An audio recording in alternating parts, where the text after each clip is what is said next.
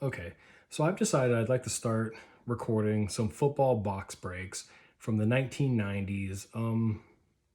Kind of some of the boxes back when I was a kid that I really could never afford to rip and thought it'd be fun to rip. Like, I can't really find anyone on YouTube that, that's not to say they don't exist, but I can't find people on YouTube that are ripping 95 Zenith football or, some of the other boxes I have planned and that I have on the way that I'd like to break. I know this is not going to be exciting stuff like people that are, busting cases of the newest Prism or Flawless or Absolute or any of that really high end stuff. When you live in Northeast Ohio, you have a mortgage, 3 kids, you can't really be fooling around spending thousands and thousands of dollars on boxes of cards, especially not for a YouTube channel or anything like that.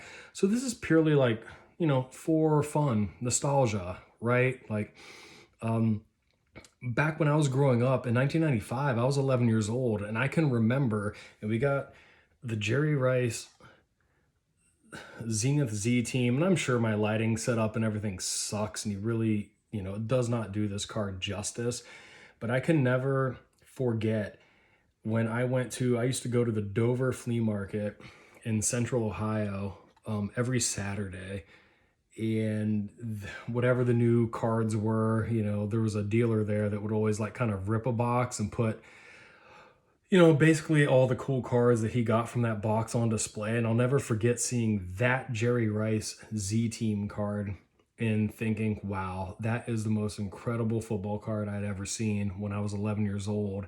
And I think at the time he ended up selling it for like $75, which I'm sure was probably a lot of money for an insert card in 1995. And ironically, I think I bought this for like $70 PSA 9 graded. And again, just for nostalgia, wanted to kind of add that to my PC. And, I went ahead and I bought a box. Just thought it would be fun to rip a box of this stuff and, kind of see what we get, see what it's like. I know that typically I'm pretty sure you get a Z team in every box. The rookie roll calls, I remember, which really nowadays, Marshall Faulk's really the only one that you're trying to hit. Yeah, the Z teams are 1 in 24, so we should get one of those in a box. You're going to get those second season, which I believe, they were all like foily kind of cards that were based around like things that happened in the prior postseason. So everything I think is based on the 1994 postseason. And the rookie roll calls, even though these were 1995, they're all the 1994 rookie class. So again, Marshall Faulk's like the best person you could hope to pull. You can typically get a box of this stuff on eBay anywhere from like 65 to 90 bucks. I think I got this for like 70, which isn't too bad. Unless we get one of the higher end Z team players, like a Jerry Rice or an Emmitt Smith or Barry Sanders, and send it to get graded. Not going to make money back, but when it comes to 70 bucks and just having the nostalgia factor, it's totally worth ripping. For all I know, we might get a Z team player like Chris Warren or Warren Moon, which were incredible players back in the 1990s in their own right, but obviously they don't carry value forward. But, this should be a lot of fun. I do have plans for a 1997 Series 1 Finest Football. Now that you can get some absolute bangers out of. They had you can get like rare die cut atomic refractors that are extremely rare and limited, of like Barry Sanders, Emmitt Smith, Jerry Rice, that, they can be multi-$1,000 cards, especially in the right grade. And you know what? I'm just going to go ahead and get out all these packs and kind of mix them up, because I have no idea. Like, again, when so when I was growing up, when I was 11 years old, this set came out, and I saw that Jerry Rice at the Dover flea market. I think a pack of this was like $6 or $7, and to give you a sign of the times, my allowance was $3 a week.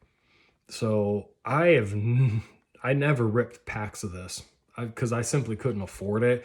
Or I don't want to say I couldn't afford it. I could have saved my allowance up for a couple of weeks, but when you're 11 years old and you go to the flea market, you want to buy some football cards, you buy football cards. You don't save your allowance. So, I would buy my Fleer for $1, my Tops for 2 for $1, or whatever the case may be. So, but we'll mix all these up, and like I said, this will be fun. We'll just see what I get. And again,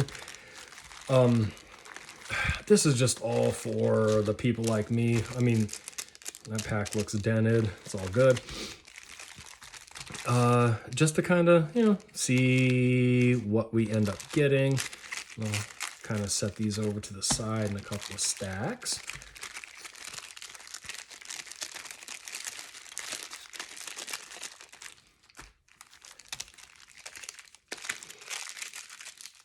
But yeah, I mean, for me, this set, it was all about getting the Z Team inserts. Absolutely, 100%. And you only would get one in a box, so I can't even imagine had I saved up enough paper route money to get a box of these back in the day. But for those of you who know, Bam Morris, his rookie season, he may have ran for 800 or so yards. He definitely, he was like a hot commodity there for 2 years. Same with Rick Meyer. Rick Meyer was your 93. He won Rookie of the Year over Drew Bledsoe, I believe, if I do recall. Obviously faded into oblivion. Larry Centers, he was a good all-purpose running back. Curtis Conway, he had his moments. Dan Wilkinson was the #1 overall draft pick back in the day for the Cincinnati Bengals in '94 draft. But obviously we got absolutely nobody in that pack. No one who's a Hall of Famer anyways. Cortez Kennedy is a Hall of Famer, but unfortunately, the way defensive linemen get love in football cards, that doesn't really matter. Sean Johnson, Leslie O'Neal, not sure, I don't think he made the Hall, but he was definitely a multi-Pro Bowler player. Lorenzo White. But at the time, these were very high-end cards at the time. Like when this set first came out, I mean, I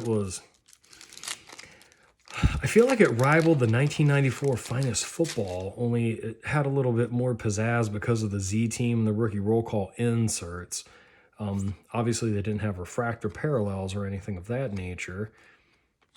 Oh, there we go. There's our first Hall of Famer. We'll put him over in our, cards worth $1 stack.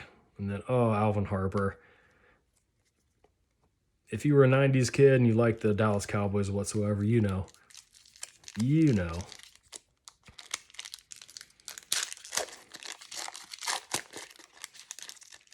But yeah, so we should, if we're fortunate, we'll get a rookie roll call. It's like a 1 in 3 chance. Should get a Z Team insert. And we should get 4 of the second season, which are those, like I said, 1994 postseason cards.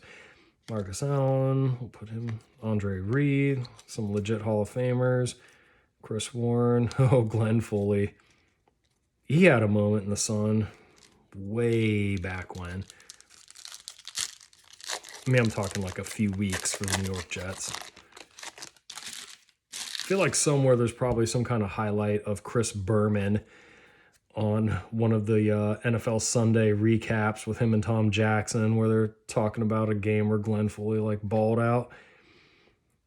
I have to admit, I don't remember Perry Klein at all.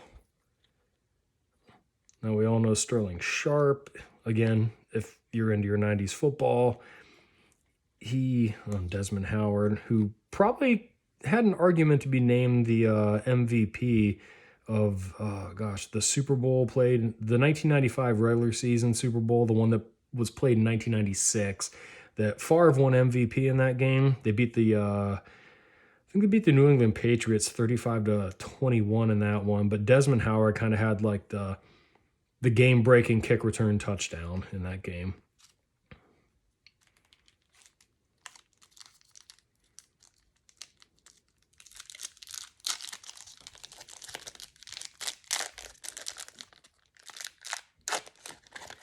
All right.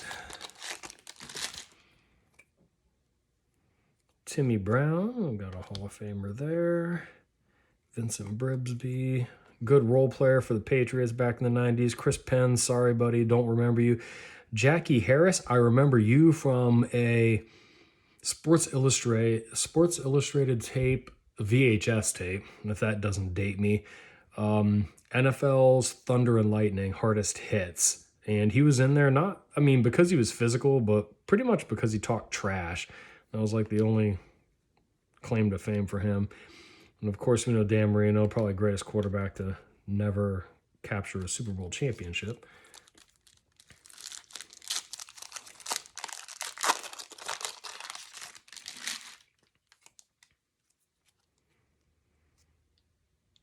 Mario Bates. There he is, Barry Sanders. One of our most beloved players of the 1990s when it comes to NFL football.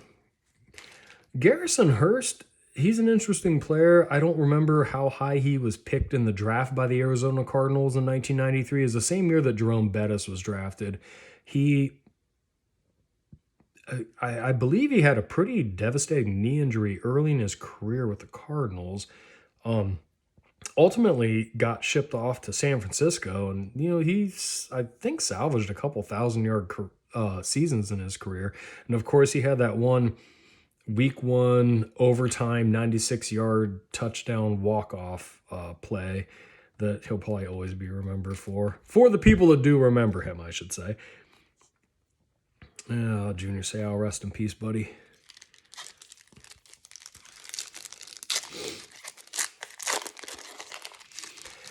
All right. Well, so far an extremely underwhelming box, but to be honest, I will expect every box of this to be underwhelming unless you get the a Marshall Faulk rookie roll call card, one of the big time Zenith Z team players, and your second season cards are like really good, but it's still, this is fun. I mean, these, I apologize. I'm clearly not experienced with doing card breaking videos or YouTube videos. And I'm sure the lighting sucks. And these cards, they're nice cards. For 1995, if you hold them in your hand, for those that aren't familiar, they are premium football cards. There's a reason that you only get 5 cards in a pack, or I'm sorry, 6 cards in a pack. Then we got Bruce Smith. There's a Hall of Famer. For those of you who haven't seen it, from ESPN's, I think they came out with it several years back, the 30 for 30 series. If you haven't seen it, The Four Falls of Buffalo, it's right now on Netflix. It's a fantastic documentary that kind of goes through all 4 of the seasons Buffalo lost the Super Bowl. Oh, we got a record breakers. Art Monk. I had completely forgotten that he played for the Jets. And speaking of football documentary series, is right now on Apple TV, you got the Dynasty going on, and that was a really cool one to revisit. I remembered, because I liked football cards, I can remember how much, like, Drew Bledsoe in 1995, this dude owned the hobby. He was the hottest quarterback on earth, hottest player in all of pro football when it came to football cards. He was a rookie in 93. In his 94 season, he got the Patriots to the playoffs. Just had an incredible season. I think he had 47, 46, 4,500 yards. It was a pretty high mark for back in that era of football, especially given his surrounding cast. And of course, he made it to the Super Bowl against the Patriots after the 96 season. But we all know what happened to Drew Bledsoe. Oh, we got Prime, the best to ever do it. All right, well, hey, so far, I have not seen a single insert, so I guess those are to come. I have no idea if... so I'm going to have to be careful how I open these, because I have the impression now, this is a second season insert, the SS. Oh, Steve Young, when they overcame when San Francisco overcame the Dallas Cowboys, and he went on to throw 6 touchdowns against the at the time San Diego Chargers to win their first Super Bowl, breaking Montana's record of 5 touchdowns in the Super Bowl. Oh, nice. Gotta love that record breakers card. That's from Jerry Rice in 1994, set the all-time touchdown record. I believe at the time it was held by Jim Brown. There's another rest in peace. All right, so I am not experienced and good at opening packs for a camera, so I failed right there too. Thankfully, that's not our Z team. I just have a feeling that our Z team card, or any insert for that matter, it's going to come on the very back of the pack. So if I open the packs from the back, Playmaker, that it's going to instantly reveal that card. Not that, there's a whole lot of high drama to be had from this, but for any of you out there who might see this and kind of get the itch to go revisit, because again, I could never have afforded this box as a kid. I just simply couldn't. Oh, it might be a second season card on the back there, but it's just cool to go back and open this. And as much as a lot of these cards are, let's face it, absolutely worthless, I take some joy in seeing a card like Herman Moore right here. Like Herman Moore, a lot of people probably don't realize, I mean, this guy at one point in time was like, he was not Jerry Rice. He wasn't Michael Irvin, because he wasn't doing the things that Michael Irvin was in the postseason and the Super Bowl. But Herman Moore had some of the greatest seasons as a receiver it had in NFL history up to the point in time when he was playing in the 90s. He was an incredible player. Oh, yeah. Then Chris Carter had 122 receptions. Yep, 122 catches. I remember that. Of course, that's been, shattered on a regular basis. But again, this is 1994. Totally different game. And, that's what I love about football. As a fan of the game, you have, respect for. You have the greatest players in every generation. And it's, certainly not fair to just throw numbers against everything. Because the game was played in a different way with, each and every generation of football. And talk about getting a blast to the past. Ben Coates, him and Drew Bledsoe. Ben Coates was, I don't even know who I can compare him to. Is he like the Gronk of the 90s? And that has nothing to do with the fact they both play on the Patriots. He just was a physical specimen, a beast. And I know he had a couple monster seasons. Like he had some seasons that were where he was a league leader in receiving categories, even though he played tight end. He and Drew Bledsoe made a absolutely incredible pairing. There we got some Jerry Rice and Yancey Thigpen. I know that he was a playoff hero there for the Pittsburgh Steelers.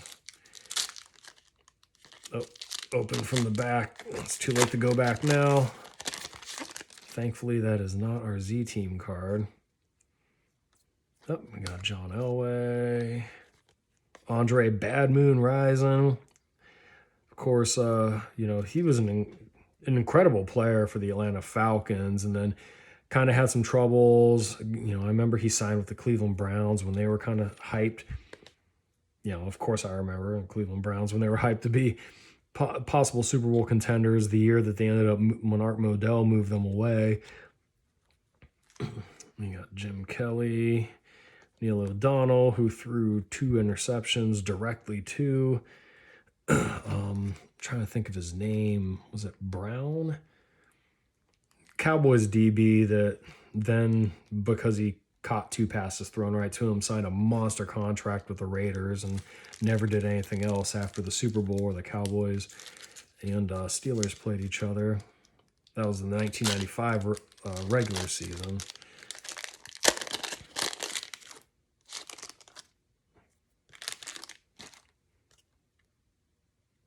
Oh, we got something there on the back. Anthony Miller. So I can always remember that you would get these cards, and at the time, Marshall Faulk's he was a first ballot Hall of Fame running back. Had a 2,000-yard season in which he caught 1,000 yards, ran for 1,000 yards. He, at one time, until I think it was Priest Holmes broke his record, and then LaDainian Tomlinson did, but he had the single season touchdown record. He definitely was and he's been a league MVP. He was definitely a huge catalyst of the greatest show on turf. And I can always remember this card said rookie, but it is not a rookie card. Oh, we got Chris Spielman.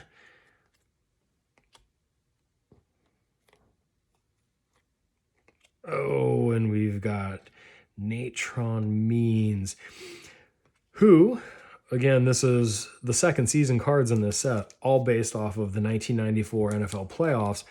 And Natron Means had some nice games, but, another little shout out to you 90s kids who really know your football. If you want to talk about when Natron Means really had a great postseason, that's when he got the Jacksonville Jaguars to the 1996 AFC Championship game. That was the year that Bledsoe and the Patriots went to the Super Bowl. But Mark Brunell, remember, they went on the road and upset the Denver Broncos, and it was huge because the Broncos were like 14-2, huge favorites to go to the Super Bowl. And they did actually, as underdogs, win it the next year. But Natron Means went nuts that postseason. I can remember that. I can remember sitting at a Damon's Sports Bar and Grill with my dad and my stepmom and watching that game and having a bloomin' onion. Way back when. Oh, Joe Cool and an Eric Rhett rookie. All right, I'm down to 8 packs here, which I guess is a third of the box.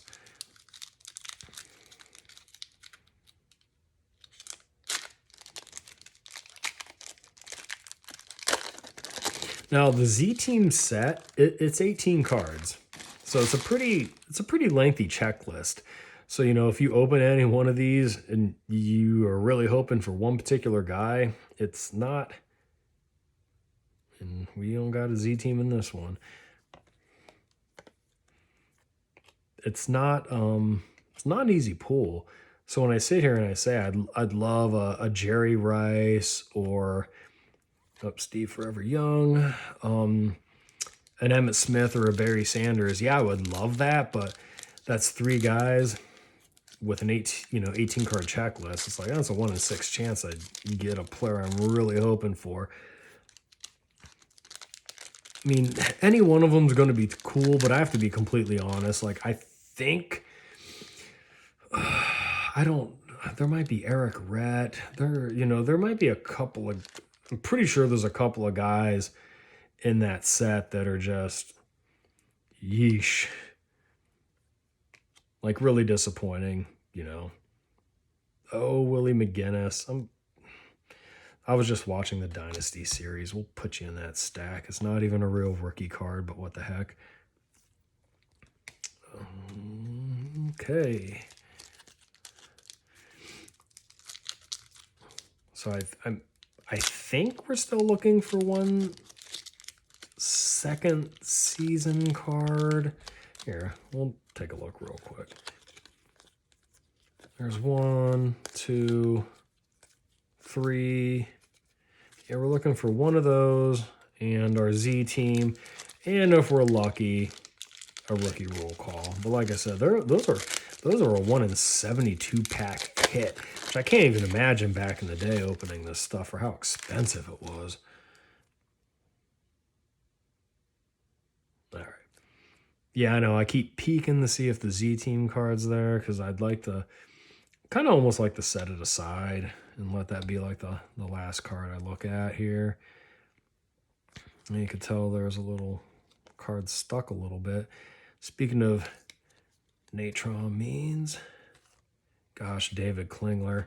If you grew up in Ohio like I did, being a didn't matter if you're a Browns fan, you knew of David Klingler back in the 1992 season.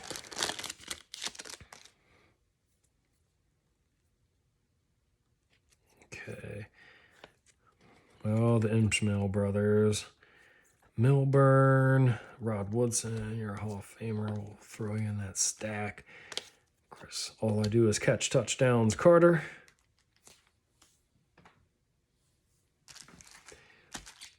All right, 4 packs to go. We're due a couple inserts.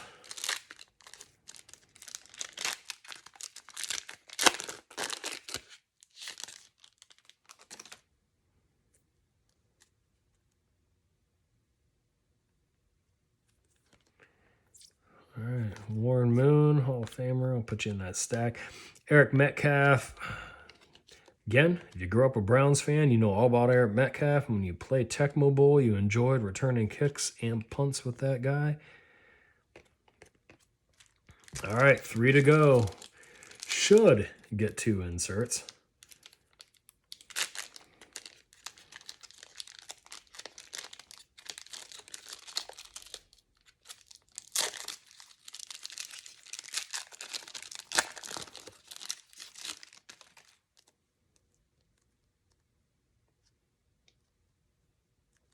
All right, still.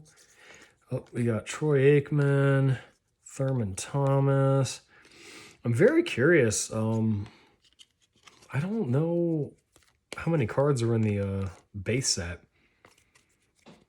For all I know, you average making the entire set with every single box. I have no idea. All right, should be a second season in a Z team. Man, if I don't get a Z team in this whole box, that'd be... Talk about bummers. Oh, there's the second season. Then we got Favre and another Steve Young. Is that the exact same Steve? No, it's probably a different one. Or wait, no, it's the one against the Cowboys. Well, apparently he has 2 against the Cowboys. All right, ladies and gentlemen, this is the final pack. This should have our Zenith Z-Team insert.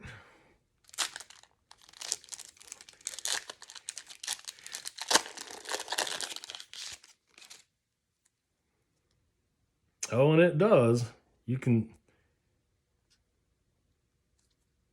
It's got a little bit of a stick, which I don't like, but that's the gamble you take when you buy cards this old. So there it is.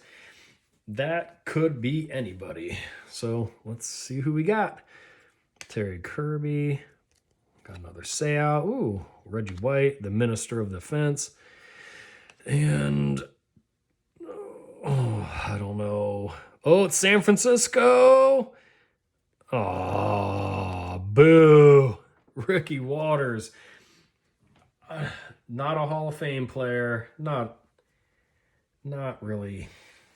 You know what? He had 3 touchdowns in the Super Bowl against the Chargers. And,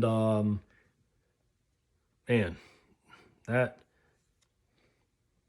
I think, I don't know if that happens, what you would even call that. I don't know if you can see that well on the camera, but that card has all kinds of almost looks like he has a chicken pox or something.